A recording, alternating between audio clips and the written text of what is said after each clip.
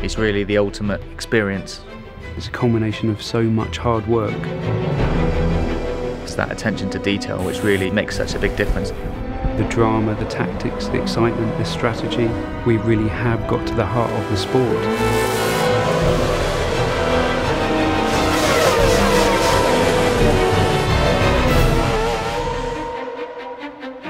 We've had 2 really successful games launched already now for Formula 1. When you're evaluating what to do in the next instalment, you really want to improve on everything that's there. The aim for the 2012 game is to make more of a complete F1 experience. At the start of the game now, we've got the Young Drivers Test. It's a real test that exists in real life. It's set in Abu Dhabi in 2011, and you get a chance to drive either the Red Bull, the Ferrari or the McLaren.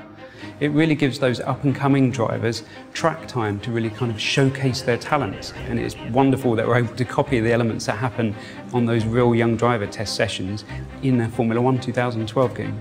I remember my first test was with Red Bull Racing at the end of 2007.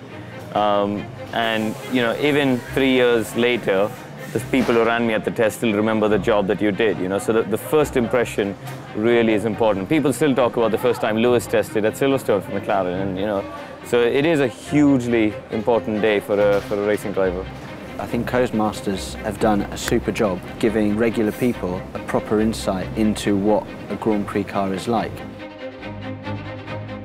The hot lap videos, you see these kind of things on TV all the time, and we're using Anthony Davidson, an ex-Formula 1 driver. And he's really just directing you on what makes a good lap. So he'll be pointing out the braking points, the things you should be watching out for. If it's a double apex, the sort of line you should be taking. This is kind of just giving you that fundamental information that you need in order to get to a new circuit, understand it very quickly and enjoy the most from it. Formula 1 games are very fast, they always have been in the past, but what we've tried to do is enable the player to drive consistently. And we've put a lot of time into working on the pad to help the player control the car at speed. We're not all Fernando Alonso's of this world, we make mistakes. So rather than just hitting the pause menu and restarting the race, you've got the ability to be able to rewind time and just get to a point before the incident and just try it again. Certainly for the novices, in terms of learning racing lines and avoiding incidents, they're a really useful tool.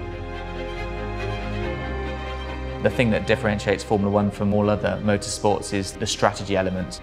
Being able to make the right call at the right time. You might not be the quickest driver, you might not have the quickest car, but you can balance the elements. You've got fuel mixtures you can dial up and dial down. You've got different pit stops. Do you stop twice? Do you try and run longer? It's a thinking man's racing game.